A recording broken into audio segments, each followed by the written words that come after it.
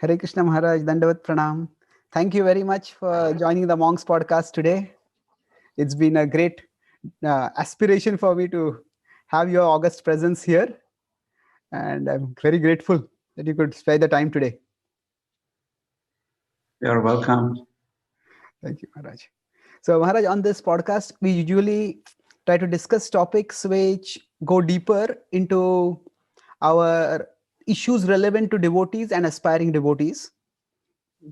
So today, since my first encounter with you, now I was born and brought up in Maharashtra, and almost all the devotees I met. We had many encounters in the past. Maybe this is after Yes, Maharaj. a break. Yes, Maharaj.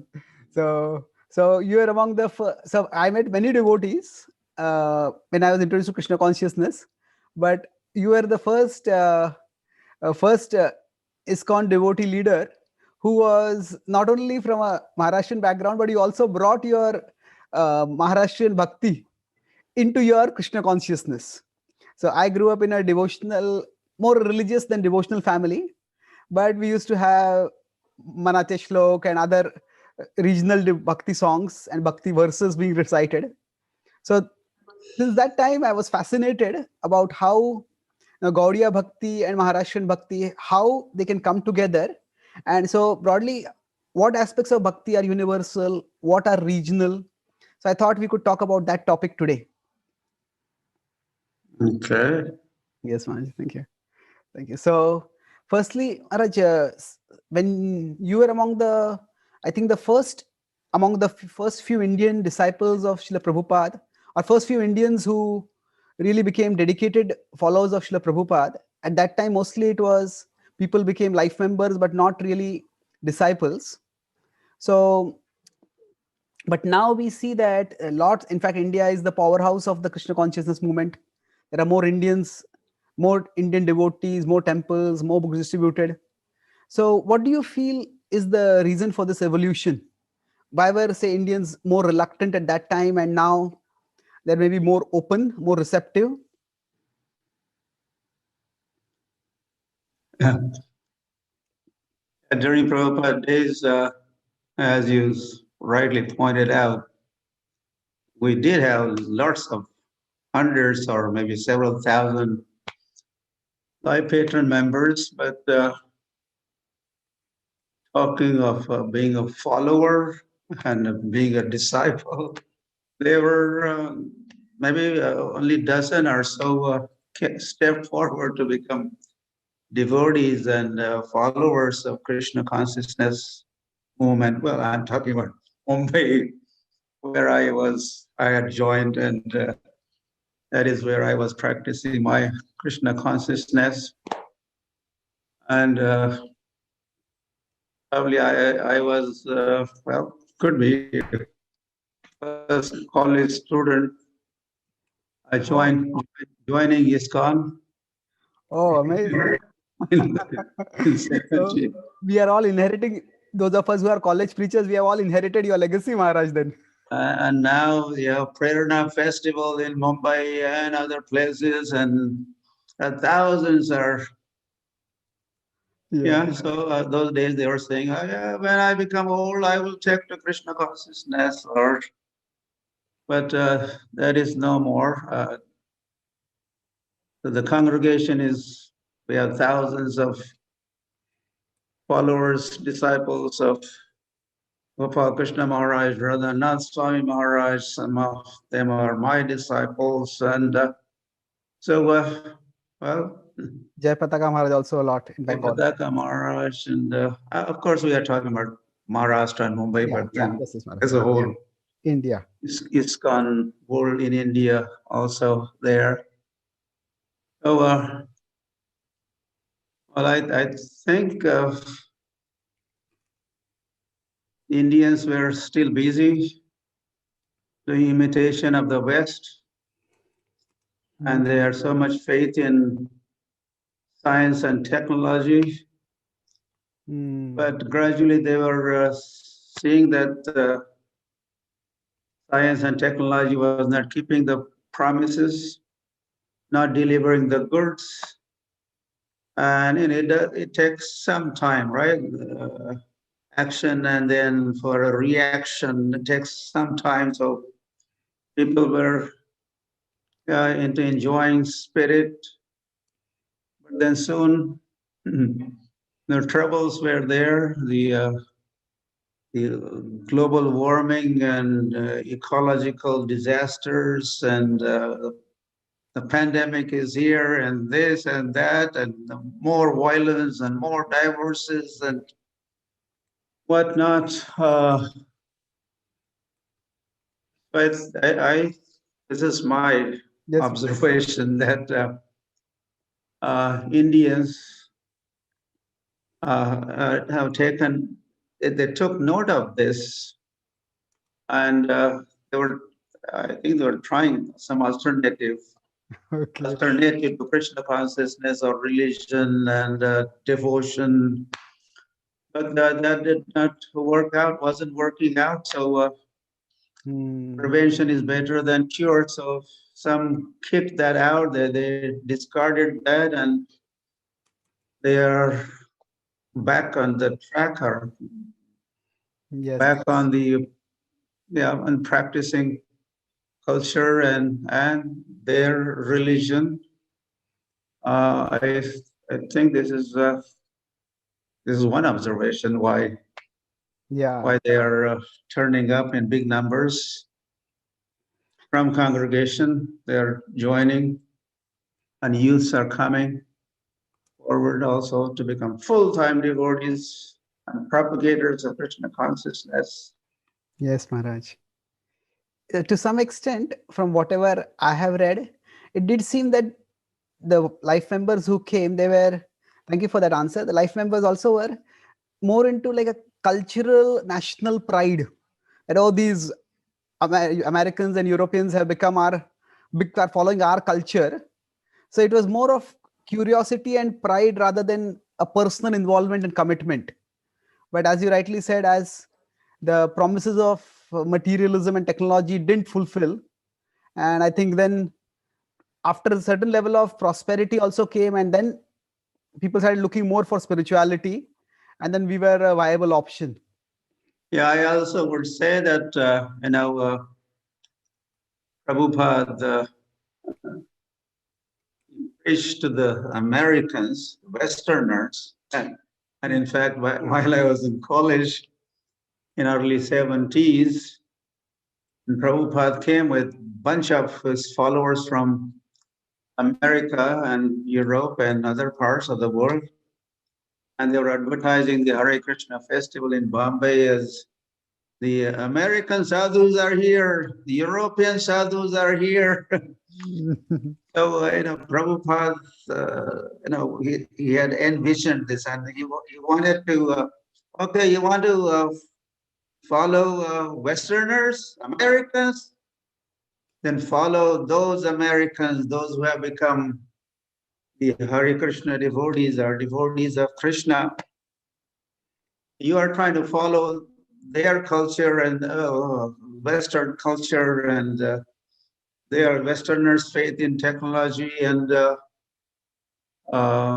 science. But you see, look at the Westerners, they are kicking that out, discarding that, and they're becoming devotees. You fool Indians, wake up, go back to your culture and Krishna consciousness. So Prabhupada was kind of dangling those American, look at this American, this is.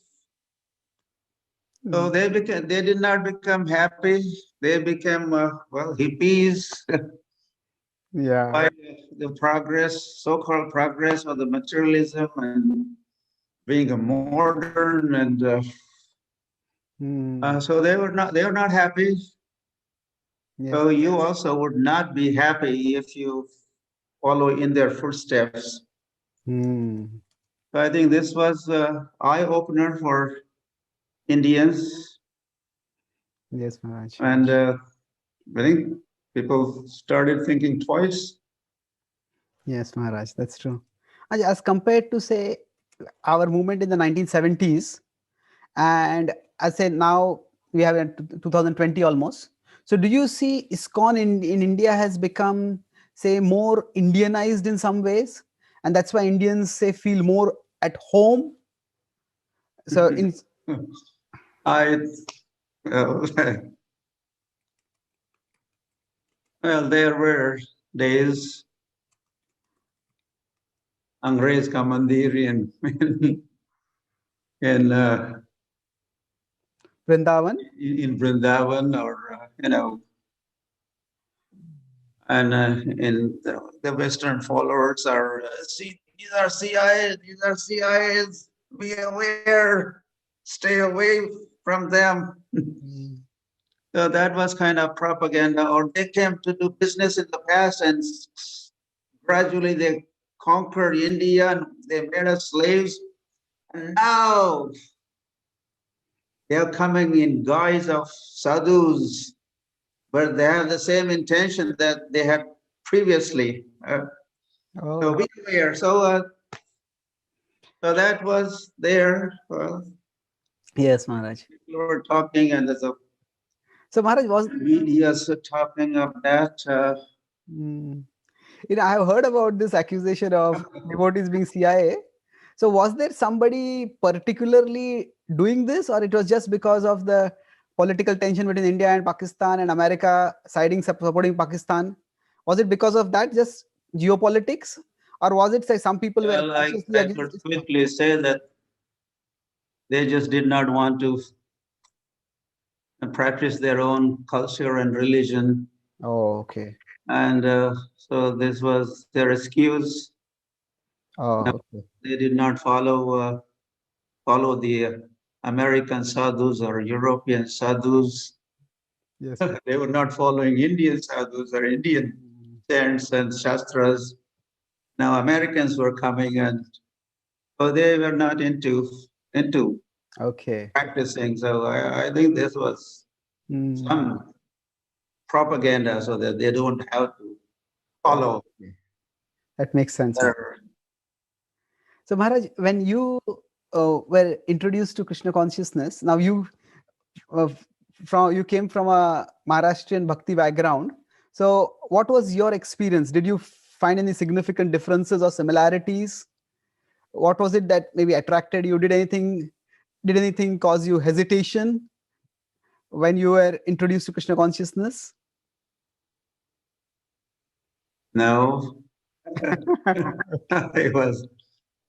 I was looking for Krishna consciousness, or my soul was very much longing. And when I came in contact with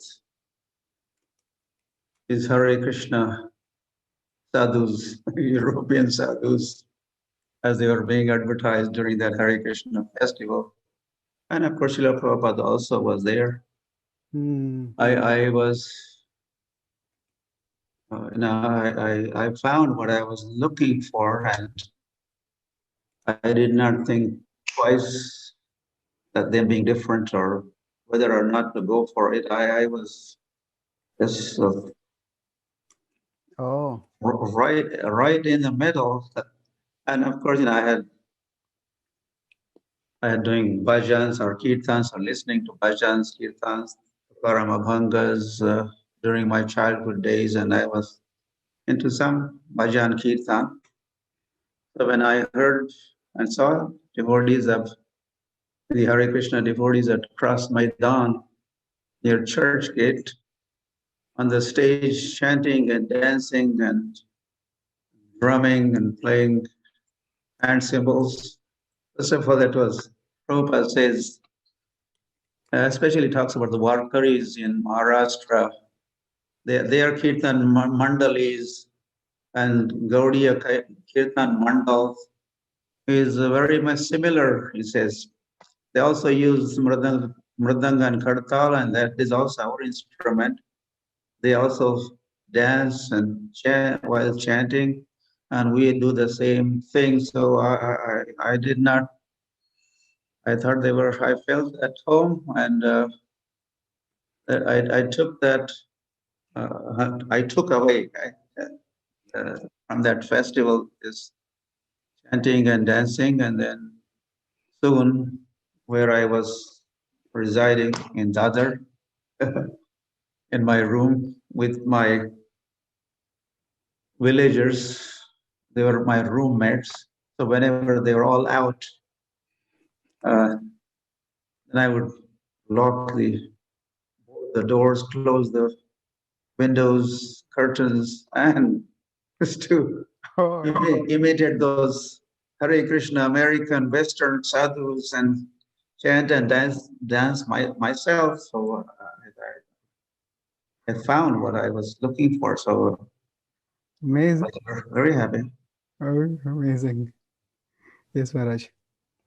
Mm, that's remarkable.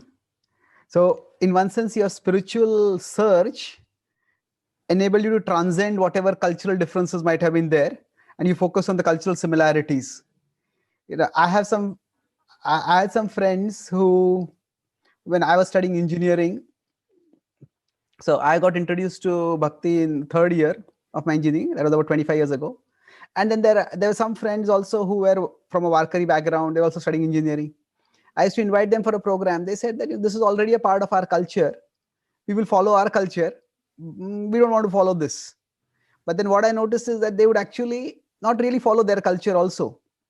So the sometimes the regional cultural conceptions can come in the way of people taking up to bhakti. So do you feel that in Maharashtra we are seen as say like a Bengali bhakti tradition, or because of our temples and our kirtans we are now more and more be accepted as a viable bhakti tradition to be practiced here also? I think that bhakti is a bhakti. Bhakti is an activity or a symptom of a soul expression of soul's devotion. That is bhakti. In Maharashtra, there is a saying, "Usa donga pari raso nohe donga." Who's the sugar cane, maybe straight one or bent one or like that one. Uh, the rest, the juice inside that sugar cane, regardless of the shape and size, and it is the same. It's a very So graphic metaphor. Beautiful. I mean, we do as we are born and brought up in different geographical locations and under different cultural prevailing backgrounds. Well, we do pick up those, and that also becomes a designation or imposition on the soul's pure devotion and bhakti and on conditioning like that. So, in Maharashtra, they would say, hey, you should be bhakta like a Pundalik. Yeah. He was taking care of his family, serving parents. Uh, Even he made God to wait. So in Maharashtra, that kind of cultural language is commonly spoken by all the parents. So, but that's just not the original culture that is practiced in spiritual world, or which Gauranga Mahaprabhu appeared to propagate the right culture, the eternal culture, and devotional activities down to the earth right here on this planet. And fortunately, Mahaprabhu came to Kolhapur and Pandharpur and Nasik, and he passed through Satara, and he chanted and danced, and well, full devotion, dedication. So I think Mani Jagate Sikhaya, Acharya says, by his example, Mahaprabhu himself has taught. He became Mahatma or Sant, Acharya. Bhagavan, Sri Krishna Chaitanya becomes Sant, Mahatma, Acharya, Gaur Bhakta, and he practices Krishna consciousness. So I think that's a glaring example. And then our tradition, Gaudiya Vaishnava tradition, our acharyas are, that is what they are practicing and propagating, and that was delivered by Srila Prabhupada. And eventually it is expectation and prediction of Chaitanya Mahaprabhu that this would become a global culture, global phenomenon, practices of Krishna consciousness, so transcending, the regional cultures. So this is a Maharashtrian culture, this is a Bengali culture, this is North Indian culture, this is maybe South American culture, this is African culture, even religious culture, this is going to be transcending. That's why we, a lot of time we say, we are not, Krishna consciousness is not one more religion. There are this religion and that religion, and Hindu and this and that. So the Krishna consciousness movement cannot be just added to that list. And this is another religion, another ours. So this is beyond and transcendental. We are not part of that duality. We are above and beyond and matchless and not be compared. Anything that exists around here. That's profound. What you said, Maharaj, just now, Bhaktivinoda Thakur talks about this also in Chaitanya Shikshamrit, that bhakti is a universal emotion. And then he says that there are regional expressions. He says, according to culture, language, place, time, the saints have taught it in different ways. And so what you're saying is that the universal aspect of bhakti will appeal to everyone, irrespective of whatever their cultural background is. And if somebody holds on to their cultural background too much, then that is like a designation which is basically covering the soul, and that may obstruct them on their spiritual journey. Yeah, I don't know, yes, another question, just to talk a little more about what we are talking is, Yes, Maharaj, please. That in 1971, I remember some Hindu Indian,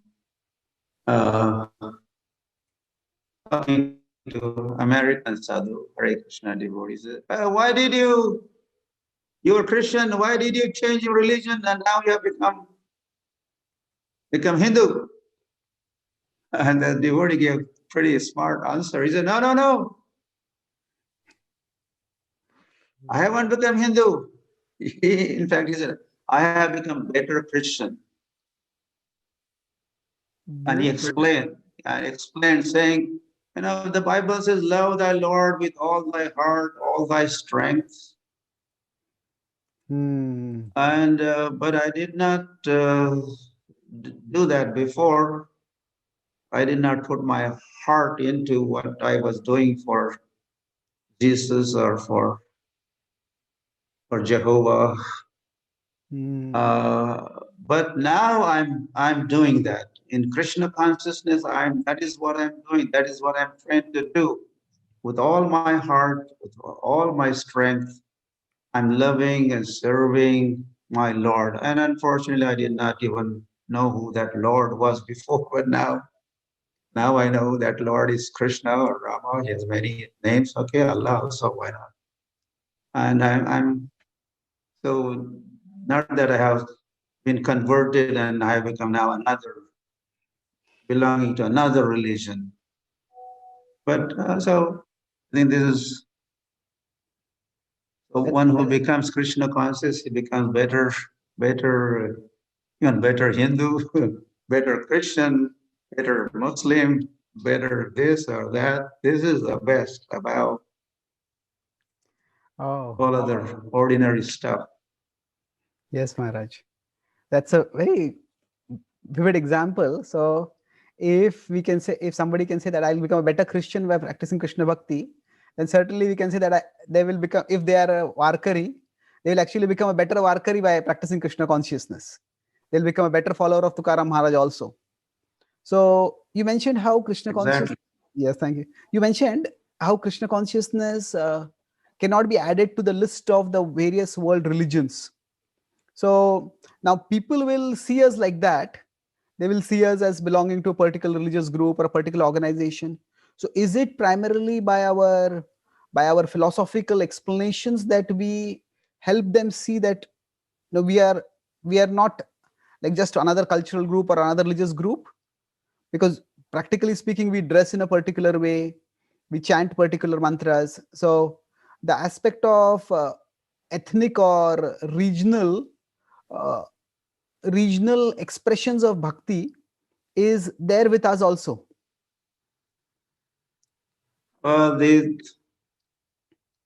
This could also be listed, this kind of dress or this kind of color of the dress, or this kind of tilak or this kind of whatever.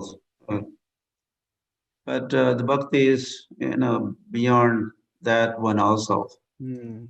These are gaun lakshan. These are secondary symptoms of religion or religious person or God conscious person. Or Hmm. the architect and design of place of your worship, mosque is this way, and the church is that way, and temple is that way. These are external things, Yes, Maharaj. and the world pays attention to more differences or externalities, but we should be going deeper within, beyond these external forms and looks and colors and the caste and nationality and even gender. And so Krishna consciousness is transcendental to all that. Yes. Uh, so by seeing these things, they could recognize, acknowledge this as superior or transcendental or beyond all that exists in different name of different religions. Yes, Maharaj. So, Maharaj, you have been, apart from preaching all over the world, you have also focused a lot on Maharashtra. So, over the say decades or so, where our movement has been here, what do you see as the major achievements or landmarks in our outreach in Maharashtra?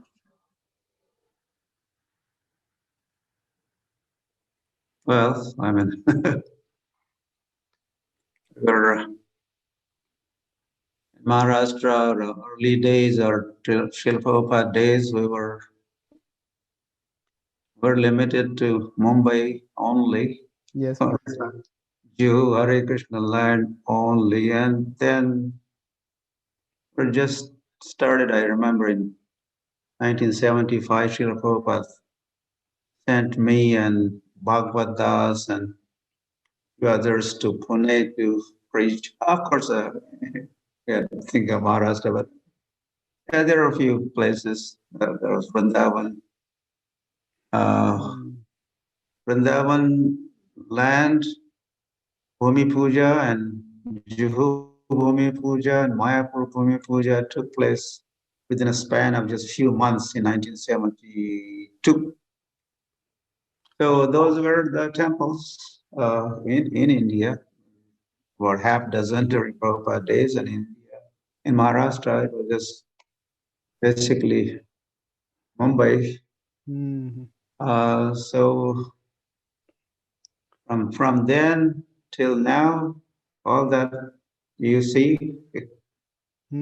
all the manifestations, all the, now we have maybe 50 or so big and small locations where Krishna consciousness is practiced.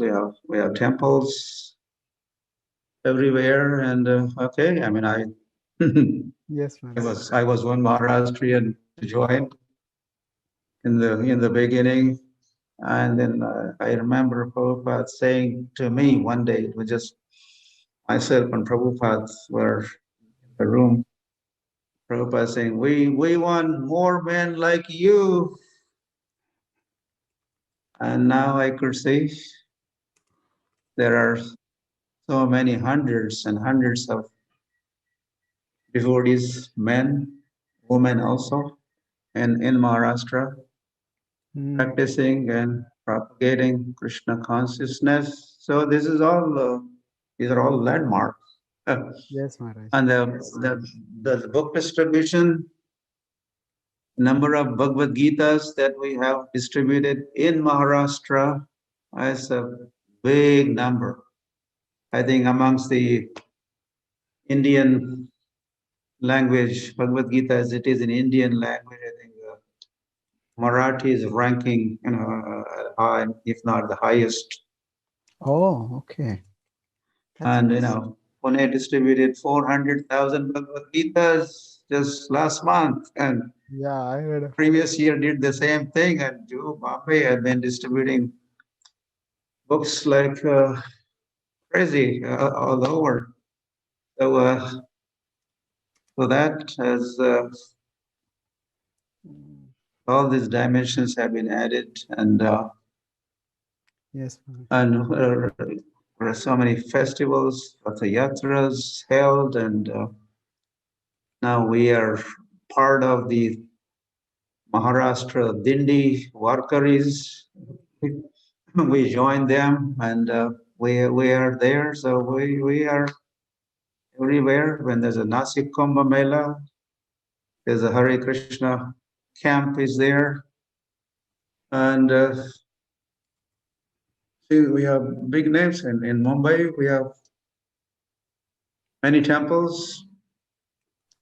Yes, Maharaj. Used to have just Juhu, and then Chowpatty, and then Mira Road, and now Kharghar is a huge thing, and then we have a Govardhan Eco Village.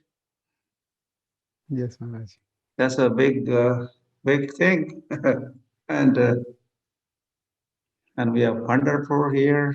Yes, Maharaj. I was going to ask about Pandharpur. I think this is among the few temples that where there is already a holy dham in Maharashtra, and we have also quite a significant presence there.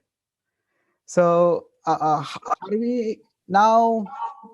Did we have some, say, like in Jagannath Puri, there are some anxieties among the local devotees about ISKCON's presence there. So, was there some anxiety over there, or we were naturally accepted, and now we are seen as a part of the Pandharpur holy landscape?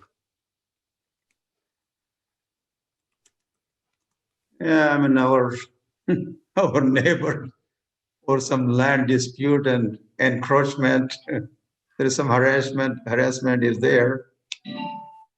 Yeah, But that is a real estate issue. otherwise, we are accepted, embraced, and we are integral part of. Okay, when our Padayatra from Mayapur from Dwarka to Mayapur Padayatra, passing through Maharashtra and coming to Pandharpur. This is, of course, all the time. But so we were greeted. Our party was greeted by the officials of Rukmini, Vittal Rukmini Temple authorities and pandas, and Oh, okay. and not only that, we had devotees from some 20 different nations walking with us. and we all had the opportunity to do Maha Abhishek of Vitthal Pandurang.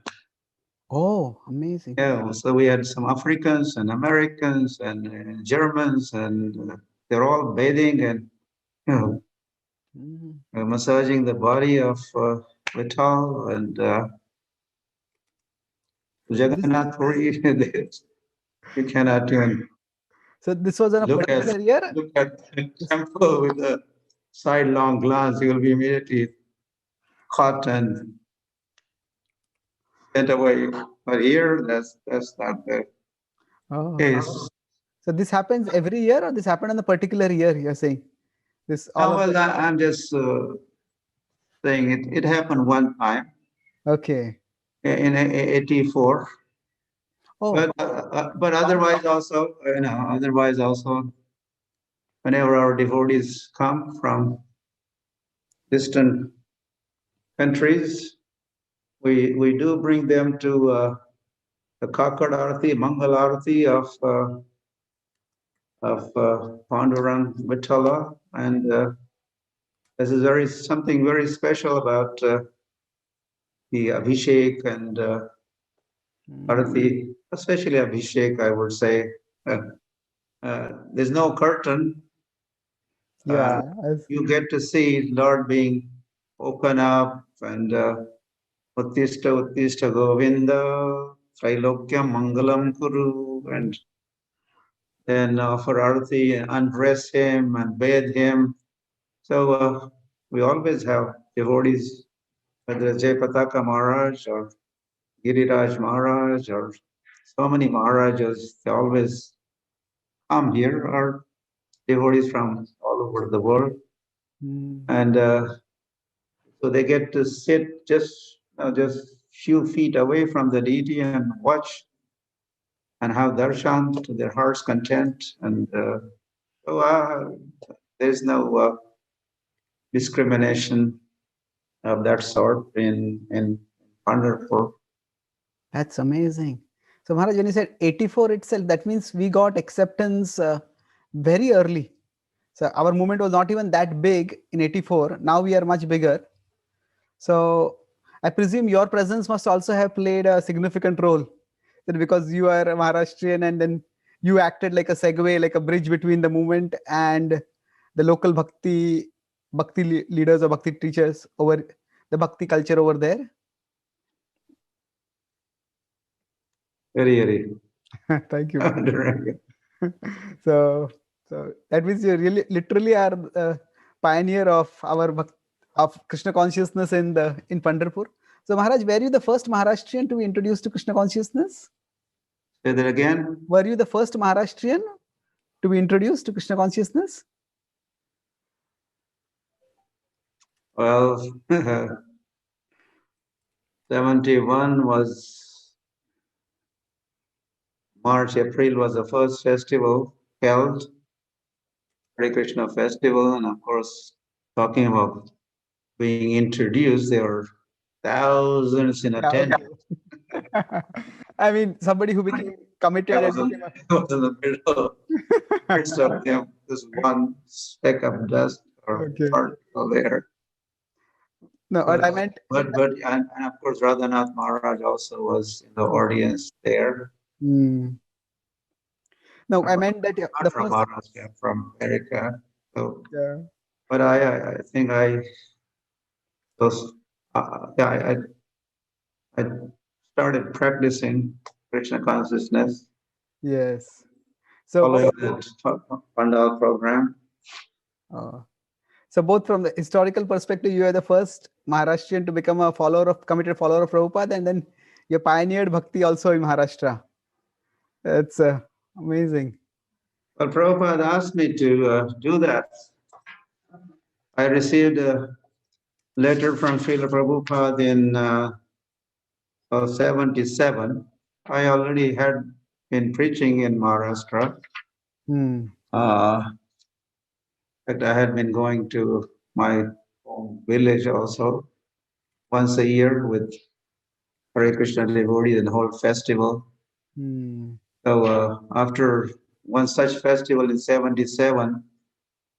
Uh, and also I was doing traveling and preaching, book distribution Hmm. all over Maharashtra, all over India, all over Maharashtra. Then Prabhupada wrote to me in 77 saying, whole of India and specifically your Maharashtra are enthused with Krishna.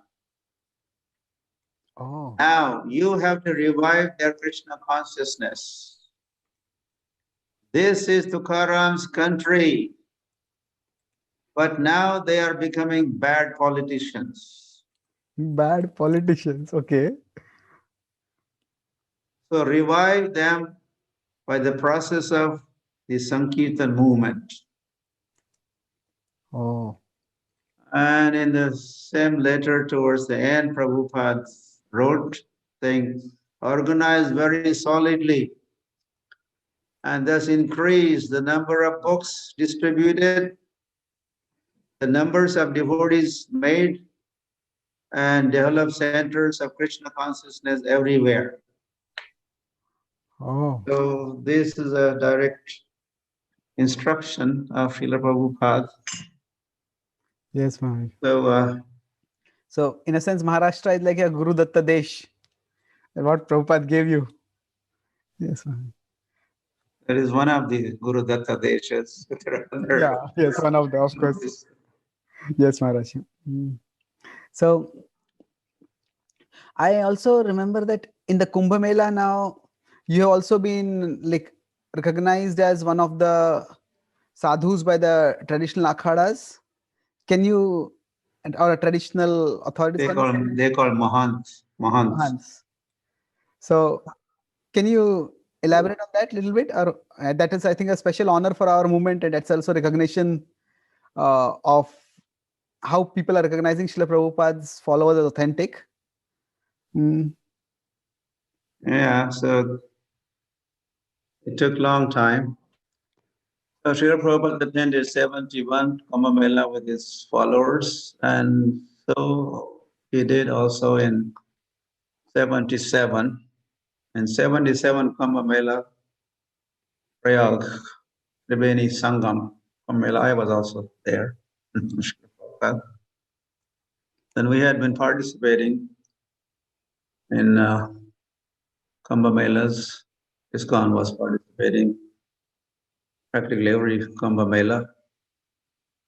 But because we, again, that some misunderstanding was still prevailing. These are is a Western movement, and American sadhus and mlechas are part of. I know their members are mlechas or shudras or yavanas, so they cannot be integrated into the Kumbh Mela team or give them honor of joining that procession that goes to take baths at Triveni Sangam and other places, at Shipra and Ujjain and Godavari in Nasik and Ganga in Haridwar. So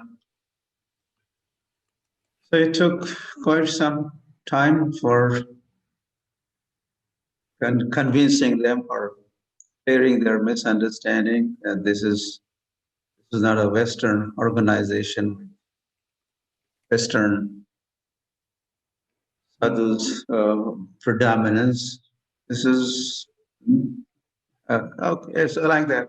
So gradually, after many years in Ujjain Kumbh Mela, some dozen years ago, our Dina Bandhu, in fact, our American sadhu, Dina Bandhu and Sarvabhaum Prabhu, two of them were working on these Kumbh Mela authorities, big mahants that they have committee. They're the ones they recognize different parties and accept them into the fold and acknowledge them as official institutions, Mm. mahants. So that finally happened, and then I was Oh, asked by our leadership in India to take up that role. And so this is how oh, okay. we became part of the Mamela. That's amazing. So when Prabhupada was there at that time, even he was not recognized uh, as a mahant at that time. He was a prominent presence in the Kumbh Mela. From what I read, lots of people came and saw him and were impressed. Yeah, that's that anybody could do. But when there's a procession on the snan days, Makara Sankranti snan and this snan and that snan, Okay. now there is a the grand trunk road or a path Hmm. leading to the bathing ghat, and there only those who are authorized, recognized as officially recognized as mahants, they are allowed to. Then there are thousands or millions watching and taking darshan and from or Naga Babas and even there are so many parties. Yes. So, so Prabhupada was there, but I think that was not even tried to become Mahant or so Hmm. these developments took after Prabhupada's. Yes, Maharaj. So you were so the Mahant specifically appointed you as a representative ISKCON or you as an individual? How does this? Now, I am representing ISKCON, International Society for Krishna Consciousness. Oh, okay. Yes, Maharaj. Amazing. And going back to your earlier point about how even our American Western non-Indian devotees are allowed intimate darshan and massaging of Lord Vitthal. So is this like inclusiveness characteristic of most temples in Maharashtra? And is like Jagannath temple more a exception, or it's more of a the norm is openness, or it varies very much from temple to temple? I think in general, and as we walk from Dwarka through Gujarat, through Maharashtra, through Karnataka, and then to Kerala and Tamil Nadu, Andhra Pradesh, Orissa and Jagannath, Mayapur. Uh, I think Jagannath Puri was the worst experience. That's where the opposition and some tradition, from Chaitanya Mahaprabhu days. That's why even Namachari Haridas Thakur did not enter, and he was not. Yeah, he stayed away, and others also staying away. Hmm. So I think in general we were welcomed. I mean, even in South India, many temples have signed. Uh, Only Hindus are allowed, but even there, the Hare Krishna Padayatris were allowed to enter. The Western Hare Krishna Padayatris were allowed to enter. Uh, I think the Dakor Makonche in Dakor in Gujarat, there's a Dakor Dham. There also, at least those days, uh, they were not allowing Westerners. I remember one time we had one of my god brother Dinanath. He's from America, but it's black bodied. Hmm. So we were,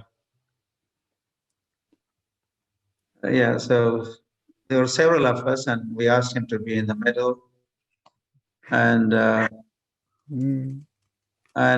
we had told him if anyone tries to talk to you, we will tell them he's observing mount today, he's observing silence today. That's supposed to be talking. So that worked. He was able to take darshan. If he was a white body, probably Thakur temple, they would not have allowed darshan. So in general, we welcome most of the temples, but I would say in Pandharpur we had a very special and very intimate darshan and association and service of the deities. Now, I'm sure Sri Sampradaya temples, they would not have allowed us to come and bathe their deities. Darshan you could pay.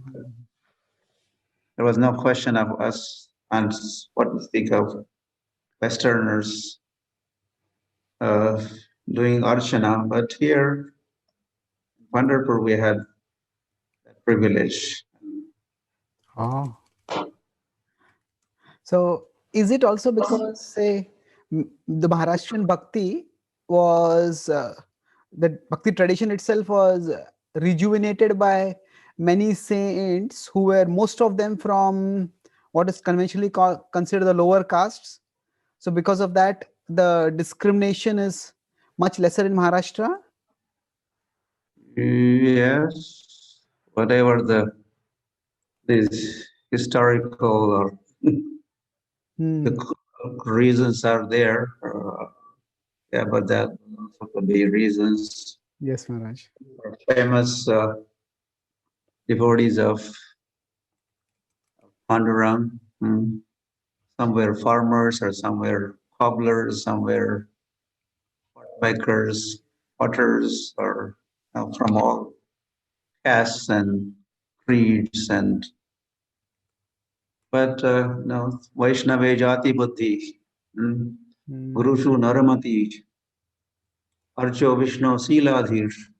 To consider all this is just opening the gate of the hell to think that this person, belongs to such and such jati or caste, and or guru is just ordinary, just another human being, and the deity is just a stone. So I think here the Lord and Lord's devotees are kind, and then everyone is welcome, and we Vitumaza lekura bala sange gopala samela. We see a photograph of Pandurang Vittal. He's carrying all sorts of devotees coming from all different backgrounds and so-called castes and varnas and ashrams, and some they are on his shoulder, and someone is holding with his hand and bringing them along, or they're sitting all over him and carrying them. So that's Lord. That is Lord wherever he is, in Jagannath Puri or South India or Pandharpur. That's the Lord. That's a very intimate image of the Lord. It's almost like Krishna in Vrindavan where he carries the gopas. We don't have such an intimate image of, say, for example, Lord Ram, he carrying his associates, or Lord Vishnu, definitely not. So, can you talk something about the similarities between, say, Lord Vitthal and Lord Krishna, the way he is worshipped or the way he has been conceived by the saints? Well, officially, you could say Lord Vittal is Dwarkadish, Yes. but here, the deities Leelas are like Lord of Vrindavan. Like, Oh. while when they begin his Abhishek, and the Lord remembers, where is my butter? Where is my butter? And they stop bathing him. And then Lonya Sagola, they bring big, the ball of butter, and they feed him the Makhan Chor. So which Lord, or Lord who eats butter is Krishna. Krishna in Vrindavan specifically. I'm sure Ram also eats some butter, and Narasimha eats, everyone eats. No one eats and loves butter like Krishna does. So, Yeah. or Pandurang Vittal in Pandharpur, he has that very special affection for butter. So that's a one proof. And there's a Radharani, So this is what we have. We are bringing it to the notice of Warkaris and Maharashtrians that okay, I mean there's a Pandharpur and there's also Gopalpur. That Gopalpur is Vrindavan. And if you visit Gopalpur, you will see like visiting Gokuls in Vrindavan. All darshans are like that, pastimes are like that. There's also Vishnu Pad near Gopalpur, right on the bank of Chandrabhaga. And you see the footprints of Sri Krishna and footprints of the calf and the cow and the flute. So that is Krishna. There is very much Krishna.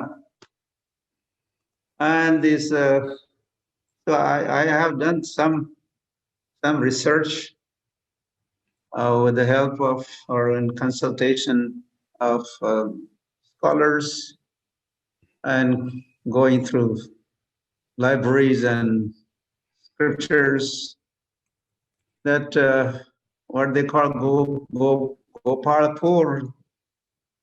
Gopalpur is on the top of a hill, and that hill is Govardhan. Oh, amazing. And there's a river flowing, and there's a Jamuna, there's a Chandrabhaga and Jamuna confluence Oh. here. So and so along with in a Rukmini, this is Vittal Rukmini temple. That there's a Rukmini, there's a Satyabhama, there's a Radharani also.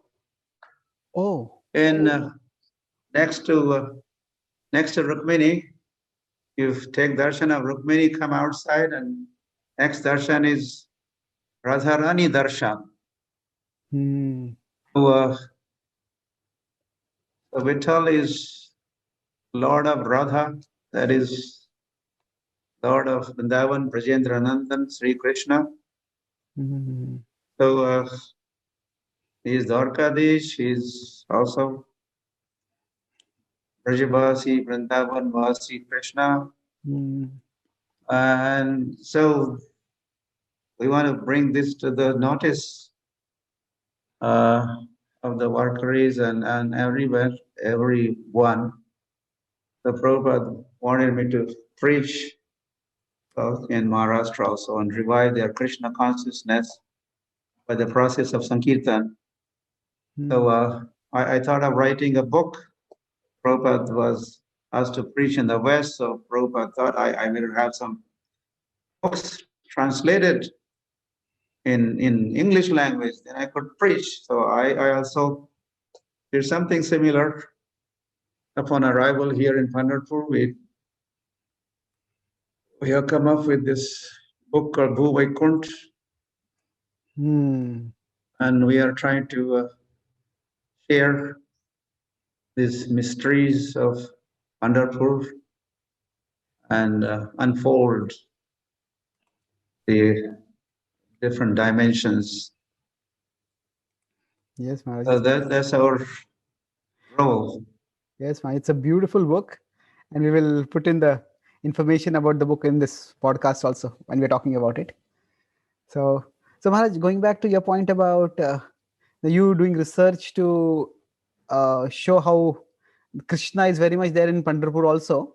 So it's almost like, say, Lord Chaitanya is a Channa avatar of Krishna, and the devotees actually highlight how he is the Lord. So it's almost like Lord Krishna is, or Krishna's Vrindavan, or Krishna, the mood of Krishna in Vrindavan. It's there in Pandharpur, but now in the Gaudiya tradition, you are bringing it to light. Well, I'm not the first one. I mean, the previous saints, especially Tukaram and others also, all many of their abhangas, the compositions, they talk of Vittal as a Sri Krishna or Yes, of course. In general, within the poetic compositions, the compositions are quite syncretic. Like even when the Balaji is being worshipped, he'll be referred to as Ram and Krishna. So I think poetic compositions have always been syncretic. The different manifestations are worshipped together. But specifically, the local places as being associated with particular forms of the Lord, I think that is something which is maybe not so highlighted. Mhm. Yes, Maharaj. Thank you. And Gokuli cha sukha. Tukaram Maharaj, Gokuli cha sukha. yes, Maharaj. Thank you. Bala Krishna Ananda Ghari. Hmm. As Krishna has appeared in Gokul, and everyone is sukhi, very happy in Vrindavan, uh, like that. Yes. Govinda, Govinda, Mana Lagaliya Chanda. So you name it, there are thousands of Yes, poetic yes, Maharaj. mangas. Yes, Maharaj. The talk of yeah, Vittal less as Dwarkadish, more as Sri Krishna of Vrindavan, Gokul, Yeah. and gopis and gopas and like that. Yes, Maharaj. In general, with respect to the bhakti songs, and Krishna in Vrindavan is much more glorified and sung about than Krishna in Dwarka. I don't think it's not just in Pandharpur, but overall, even if you see the Gaudiya Vaishnava songs or in general the bhakti songs, they are much more about Krishna in Vrindavan than Krishna in Dwarka. Yeah, so our Gaudiya Vaishnava, our emphasis is on Rajendra Nandan, and as you said, yeah, that is also observed in many Krishna temples or Dwarkadish temples or Vishnu temples also.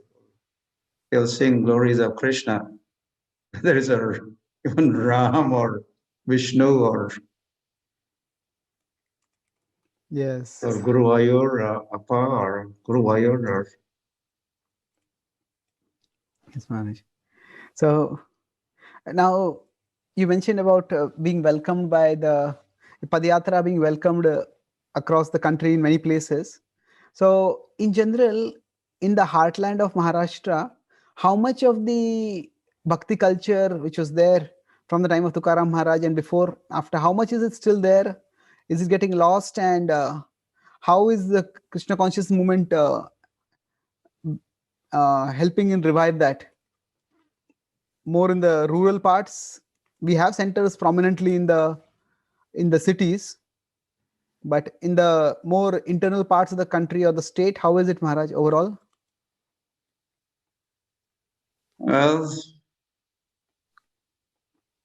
age of Kali is here and getting more active, and everyone is being engulfed, including Maharashtrians, in it. And as a result, the irreligion, yatra adharma chaturvidha. Bhagavatam said, you Kali could reside in 4 places, and that is where there is Yutam Panam Sunastriya, where there is Yutam, where there's a gambling, that is for you, O Kali. This is your residence. Panam, where there's a drinking, intoxication, where there is illicit sex, Striya, and where there is, what is the remaining? Meat eating. Meat eating, yeah. Yeah. So these things are practicing the Western culture, and part of that culture is the mall culture and shopping and eating and five-star hotel culture and this and that. So people are indulging, Maharashtrians are indulging in these things. There's to be Zunka Bhakar at the time of Tukaram, now is a mutton bhakri. Huh? That's how they advertise. Oh, Not only bhakri, bhakri is a Maharashtrian yeah.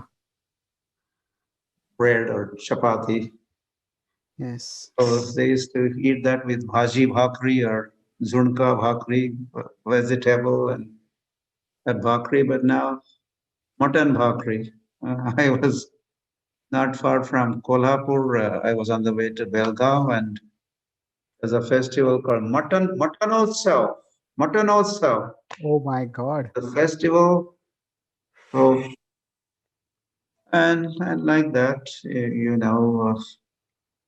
all these things are they go on, and even worker is they have this mala around their neck when they want to eat meat or eggs. They take off and put that Oh, mala away. They eat and then mala back again. oh God. So this is very common. Chewing tobacco or drinking. This also happens on Mhm. during dindies and this and that. Of course, worst thing happen in other parts of the world. Yeah, of course. Well, and maybe Maharashtrians are not that bad. But in the middle of kirtan on Ekadasi, all night kirtan, bhajan in Maharashtra, they will just maybe drink tea. But I have seen in Bengal during our Padayatra, in the middle of kirtan, or they'll stop doing kirtan, then they will have a drink, and also ganja or marijuana. They will smoke, and then kirtan again. So I would say,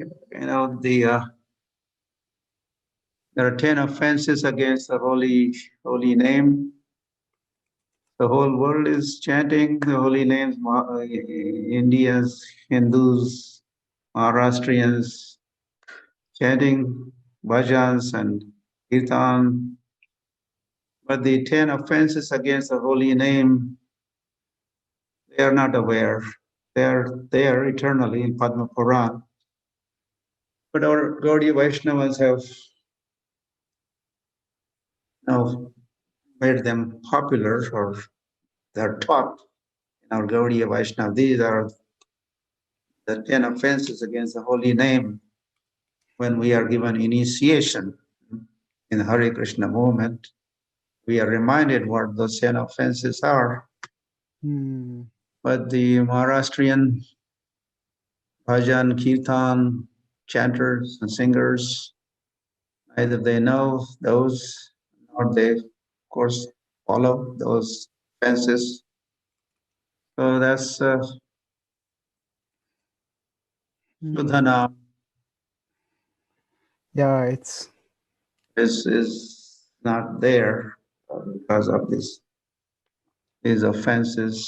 So the four regulatory principles are not followed. No meat eating, no intoxication, no illicit sex, no gambling, and these 10 offenses. hmm. Uh, oh, I think this is unfortunate everywhere. In Bhaktivedanta Thakur's biography, it is mentioned that during his times there would be Bengalis who would have bead bag in one hand and they would go to the fish market and bring fish back with the other hand. So that is unfortunate. Yes, Maharaj. And you are quoting many. I'm moving on to the next point. You are quoting many sweet lines from Maharashtrian bhajans and songs. So now these have, for every culture, they have a special appeal. Say for Maharashtrians, there'll be appeal of Maharashtrian songs. Say, and if we go to North India, then we have there people are very much into Ramcharitmanas and Dohas of Tulsidas.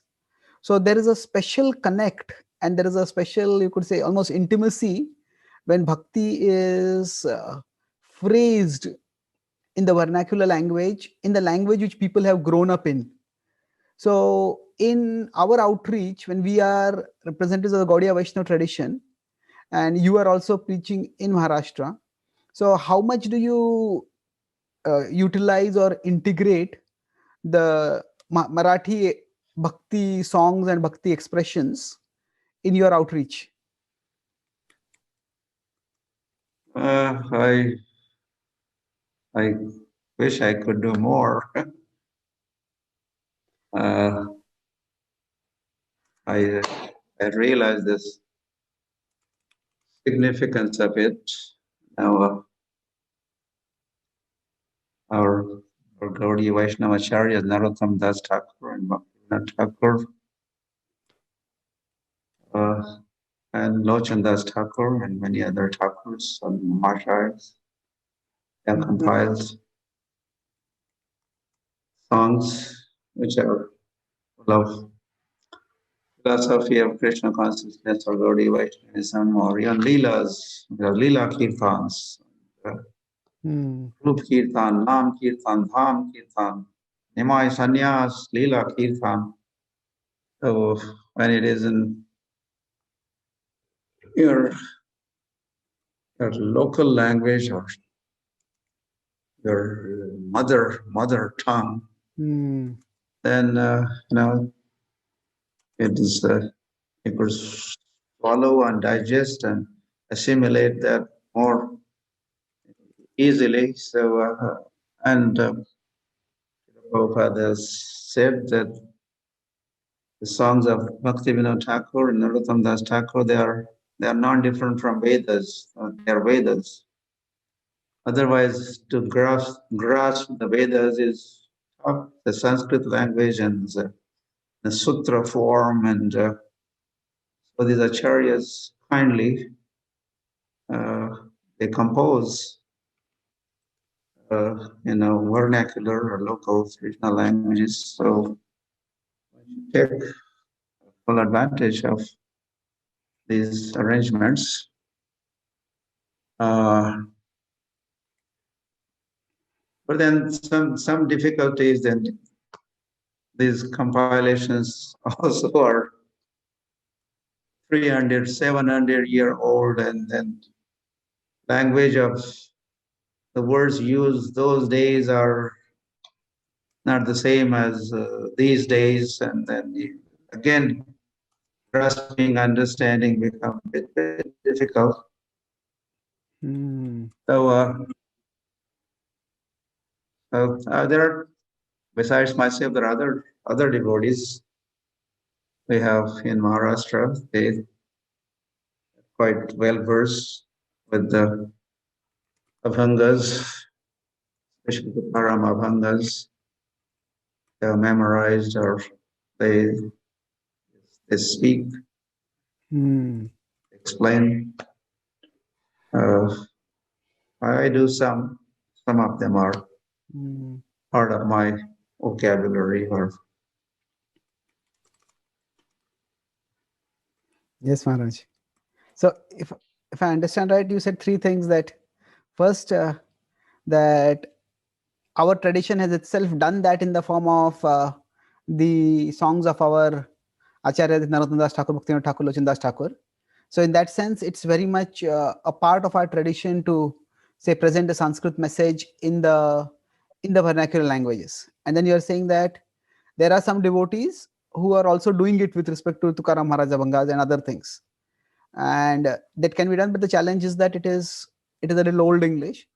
And when you said you wish you would like to do more, is it that it is just a matter of logistics, or is it that because we are a part of a particular tradition, so there are limits to how much we can take resources from other traditions, or it's just more logistical? well, It's other tradition, and even amongst that other tradition, some is closer to our tradition, Gaudiya Vaishnava tradition. Some things maybe is not so close or so uh, well matching our philosophy and tradition and the culture. Yes, there's all yeah. So Oh. we had to be aware of those karma kand, jnana kand, kevala vishera bhand, Mm. or Tukaram Maharaj says, Advaita Jivani Nako Majakani. This is Oh. the Vani, the talk or songs or whatever. If it is changed with the Advait, this non-dual or Nirakar, Nirgun, Advaitvad, then I have nothing to do with this. Advaita Jivani Nako Majakani. Mm. So I'm sure there is some Advaitvani or Nirvishesha Shanyavadi Pashatya Deshatari that Advaitvad Shunyavad or Bhautikvad or Samyavad or this Vad Vivad, all this is gets mixed and it becomes then those songs or those abhangas could be a Mishra, Karma Mishra or Jnana Mishra or Yoga Mishra, Bhakti, but our principle is Hare Nama, Hare Nama, Hare Nama, Eva Kevalam Kalau, Nasteva, Nasteva, Nasteva, Gatiranyatha. Why is it said 3 times? So explanation is why no Astiva, not by karma, there is one Nasteva. Not by jnana, there is another Nasteva. Not by yoga, there's another Nasteva. So these things are could be there. So we have to also be cautious, careful. So that could be a reason to, it's better to be safe than sorry, as they say. No, so just stay away. And Okay. Mm. Sometimes I find it a little paradoxical or ironical that sometimes in our outreach we can quote Western authors. We may quote something from, say, Shakespeare or Byron or somebody like that. But sometimes we have to be, you could say, almost hyper cautious about quoting someone from the Indian tradition itself. So although they might be much more spiritual, so it's like the ideological differences may be there, but if we consider the lifestyles of some of the Western people that we quote, just to convey some, to introduce some philosophical point to new people, or uh, to to say show how something is relevant, not something very strange or alien. So in one sense, if there is wisdom, uh, and if that can help us to connect people with Krishna's wisdom, then does the source matter that much? Because it's not that we are recommending that source to people. We're just saying you are familiar with this, and this is similar point, and then this is what. well, Shankaracharya, he Mm. propagated this impersonalism. Yes. So we stay away. And Chaitanya Mahaprabhu was warned, Mayavad Bhasha Sunile Hoila Sarvanash. Yeah. But when same Shankaracharya, he talks of Bhaja Govindam, Govindam Bhaja Mudhamate, Nahi Nahi Rakshat, that one. We Correct. immediately go for it. He is Advaitvadi and all that. Here Yeah. is speaking, beneficial speaking, the truth, Bhaja Govindam, you fool. You're into this study of grammar and but what about worshipping Govinda? or his that whole Bhaja Govindam, series of verses that's whole as a book called Bhaja Govindam. Yes, Maharaj. And that talks of Vairagya, the renunciation. And there we are together with, we have no issues with Shankaracharya's Bhaja Govindam and Mm. those songs, or when he says Balavastha Krida Sakta, Yeah. Yuvavastha Taruni Rakta, Vrindaavastha Chinta Magna. And when are you going to worship the Lord? When you are a child, you're going to be playing, and young man, you're going to be running after young woman, and when you're old, you're going to be absorbed in your anxiety-ridden person you're going to become. So where is your time for the Lord? So we welcome this statement of Shankaracharya. So it depends. Okay. Even or he Shankaracharya comes to Pandharpur and he has a darshan of Vittal, and he spontaneously composes Panduranga Astakam. Parabrahmalingam bhaje Pandurangam, Yeah. Parabrahmalingam bhaje Pandurangam. Great. Shankaracharya ki. It says bhaja Pandurangam. Worship Panduranga. What kind of Panduranga? Parabrahmalingam. Lingam is just a form. Parabrahma. Lingam. Parabrahma. Paramdhama. Like the same thing is talking. What Arjun said to Krishna in Bhagavad Gita. So, and then he's glorifying Panduranga to his heart's content. So we could do some picking and choosing from even what this other sampradaya or saints or Mahatmas have written or spoken. Yes, Maharaj. So you mentioned also that's a very important point about selecting carefully, and you also mentioned that say something which is in a few hundred-year old Marathi language, its meaning may not be clear or it may not be that accessible. So do we also have a living bhakti tradition right now in Maharashtra, whether within our movement or outside? That there are even today people composing bhakti songs and bhakti poetry. Is it happening now also? Means as a part of the living tradition in the local languages, is something like that happening or not much?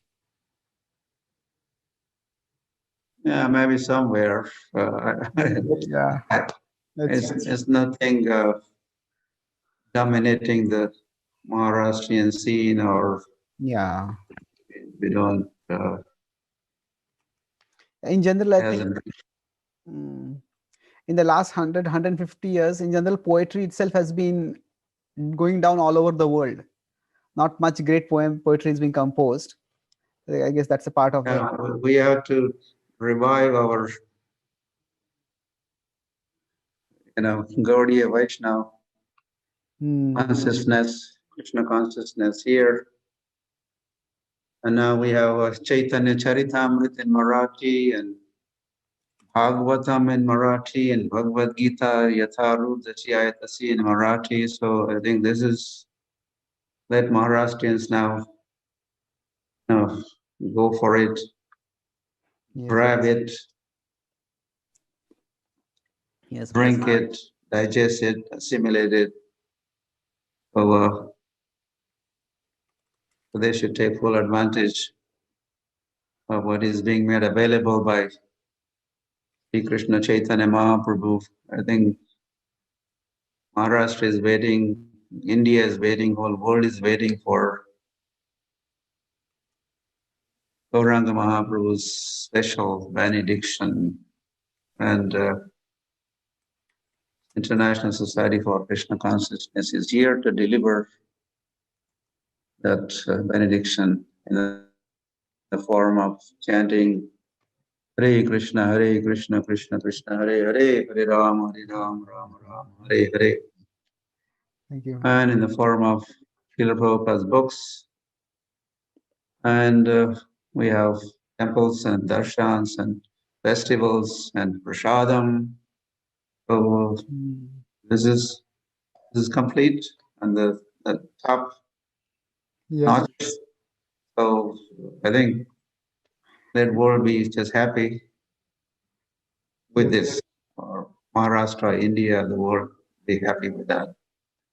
Yes, man. Sri Krishna Chaitanya Mahaprabhu ki, Yeah. Puram Vijayate Sri Krishna Sankirtanam, and Yes, Maharaj. Srila Prabhupada ki jai. Yes, Hare Maharaj. Hare Krishna movement. He has established this, founded this International Society for Krishna Consciousness, and let us share that Krishna consciousness with the rest of the world, Yes. to the best of our ability. Yes, Maharaj. That's so true. So, Maharaj, usually toward the end of One thing yeah. I need to stop now or very soon because I have Yes, Maharaj. We're almost coming finished. up. So usually toward the end of the podcast, I quickly summarize what was discussed, and then maybe if you want to give a concluding message, we can do that and we'll stop. I think I gave my concluding Oh, message just now. I thought I was winding up. okay. But So, your turn, you could.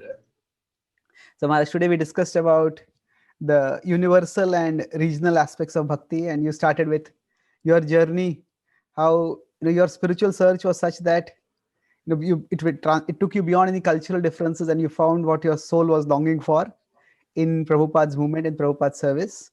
And then we discussed about how in Maharashtra, from the time when there was just one center in Mumbai to now dozens of centers and thousands and thousands, millions of books being distributed. You said the Marathi Gita is among the top vernacular languages Gita being distributed. So it's been a series of spectacular achievements. And then we discussed about how we are becoming accepted. Earlier we were thought of as maybe CIA or some people who have come from abroad to again gain control. But now you said 2-3 significant landmarks, how our devotees in 84 were welcomed in Pandharpur, and then how you were appointed as accepted as a Mahanta in the Kumbh Mela, and how in most temples we are welcomed, especially of course in Pandharpur it's very intimate. So it's we are not only being accepted, but we're also being respected in the mainstream of India's religious landscape, except of course for Jagannath Puri. And then we discuss also about how in Pandharpur there is the whole worship of Krishna. So it's, although technically or officially is Krishna in is Dwarkadish, but the mood is of Krishna in Vrindavan very much. And then you mentioned also about how with your research you are highlighting this more and more. And we talked about the local expressions of bhakti, and say quoting from local sources, if it is appropriate we can carefully do that, and there is a special enrichment. And that's why our saints have also, our acharyas also sung in the local languages like Bengali, the which Prabhupada said is non different from the Vedas. And you also concluded by saying how the message of bhakti is now being made available by Srila Prabhupada's movement, Lord Chaitanya Mahaprabhu's mercy, and what Lord Chaitanya Mahaprabhu prophesied. This is going to be a global phenomena. It is already manifesting across the world, and it is also manifesting in Maharashtra, and we can play our part, do our best to share this treasure and take it forward. So, is there anything you would like to add or conclude, Maharaj? So, Thank you for this opportunity, Chaitanya Charan Prabhu. And it was nice talking to you, and I look forward to oh, it would be an immense honor, Okay. Maharaj, to have your association. Thank you very much for More. your time and your sharing your, not just your experience and your wisdom, but through all that you are saying, I could sense your devotion pouring out, and I feel not just illumined but also enriched. And I'm sure the audience will also have that experience. So I'm immensely grateful to you, Maharaj, for sparing your time and being here on the Monks podcast. Please, His Holiness Lokanath Swami Maharaj ki jai. Shri Prabhupada ki jai. Thank you very much. Thank you.